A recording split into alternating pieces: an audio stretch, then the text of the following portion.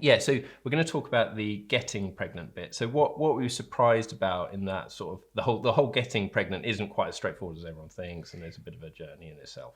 It definitely it was definitely a surprise in itself, and not because it was the sort of early stages of trying, but Trying, such a good word, isn't it?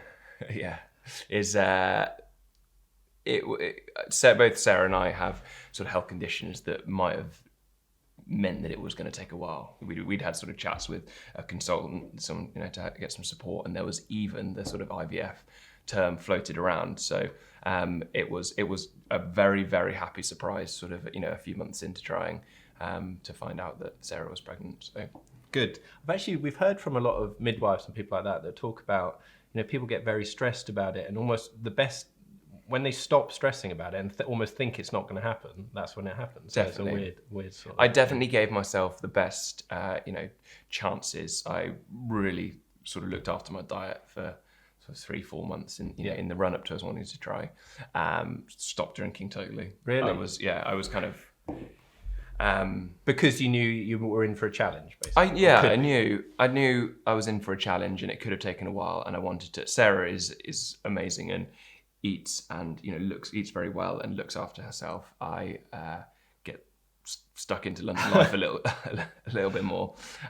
So yeah, just in order to kind of give myself the best chance, Cool. And how did you find out? Because that's always a really special. Yeah, it was very special. We were on holiday, and Sarah started to feel a little bit strange and had had to take a pregnancy test at sort of 5 a.m, and then she was just, we were both absolutely over the moon, but as I was super elated, so happy. There was no sort of no scary no scary feelings at all. I was just this was everything we've ever wanted. Okay, so you found out you're pregnant, then you got back to the UK, and then explain what was going through your mind. Do you go, oh my gosh, I'm going to be pregnant, stop panicking, planning, or what was that bit like?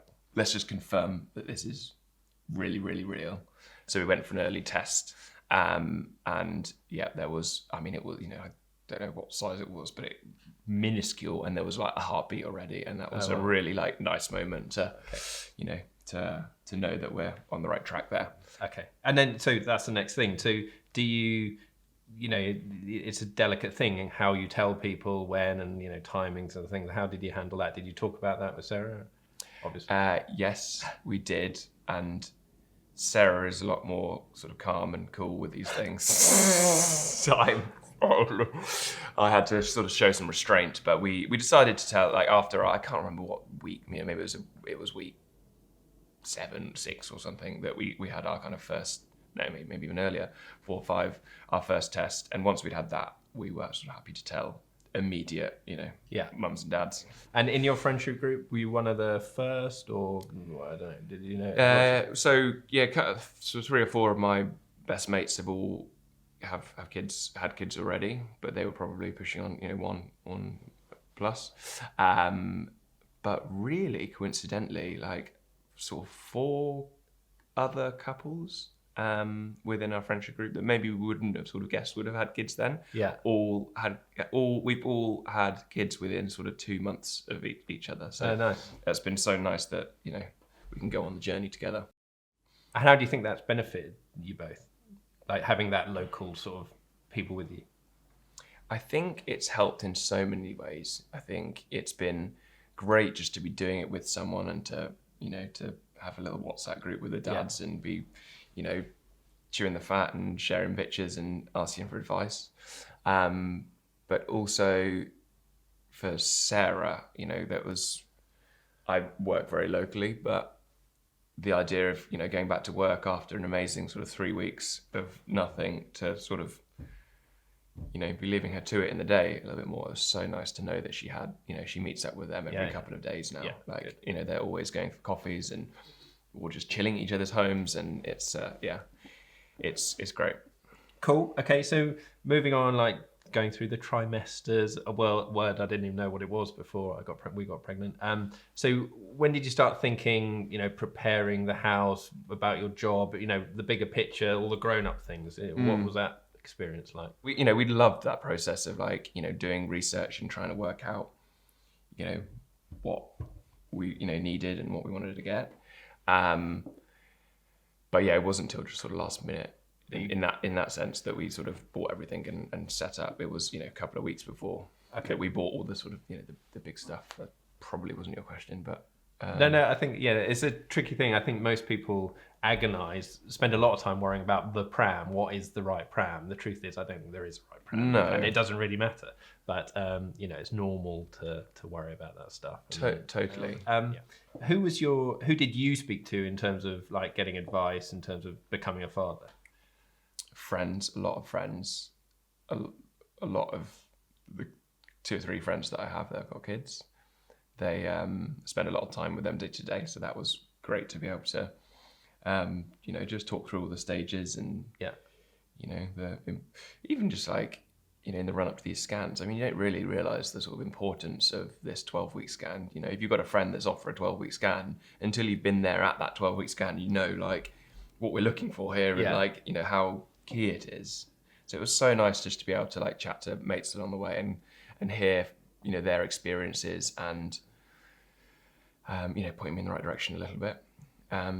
Sarah is very, she's very well read and, loves the sort of online resources. So she was, she picked very carefully sort of 2 or 3 books that worked for her and felt right for her, and kind of discarded a lot of the other noise out there. Because again, there's just so many sort of contrasts, different ideas out there, isn't there? And it's absolutely. It's sort of trying to work out what route you want to go down. Yeah, I think there's almost too much noise out there, and there's some great ideas out there, and a whole spectrum of going about pretty much every element of having a child. Totally. So you have to kind of choose what's right for you and do it your way, don't you think? Yeah, totally. And like the way your parents brought you up is probably very different. Well, it is, with the babies sleeping on their back now and used to be on their front, like the literally totally the opposite advice. So it's kind of, I guess, hearing what everyone's got to say and their words of wisdom, but very much. And then sort of, what were your feelings as you got close to the birth? What's going through your mind? Wanted to be there as much as I could for Sarah. Sarah kept, has managed to keep very like level-headed and calm and cool throughout the whole thing. I think that was quite important for like, both of us. And we did our hypnobirthing course as well, which is, all about sort of trying to keep yourself in a calm and, relaxed sort of state. And, I think, being when you're kind of quite worked up in a pregnancy, it can kind of release the wrong hormones and, it can be quite sort of stressful. Is it oxytocin? Oxytocin. Yeah, in the run-up, I didn't feel particularly sort of stressed about anything. Everything was, you got a lot of time to think about it all, and then it does creep up in those last few weeks. Yeah. Gosh, it was quite hard to keep focused at work in the month before. Yeah. But I think that's just part of it. And we just did everything we could to make sure that we were both in, good frames of mind and we were prepared. And so just very excited, to be honest. It was like, I don't think I was overwhelmed at all. I think it was like, wow, this is time. This is what we've always wanted. Yeah. Sarah's, well, we both, it's the dream come true. I think it's important to remember to kind of enjoy it. The time before you have a child, those last few months. And also you're doing something really special together, learning from each other, learning together. It's amazing, isn't it? Yeah, it is. And there's lots of those, those last meals out, those last trips to the cinema that you really, just need to soak it all up, because it's a very different experience when little Freddie comes along. And that's awesome. It's so good to hear. Like, often people talk about having a kid and focus on some of the negatives, you don't get any sleep and everything like that, but it's just so good to hear like the amazing positive stuff that comes with it. Definitely.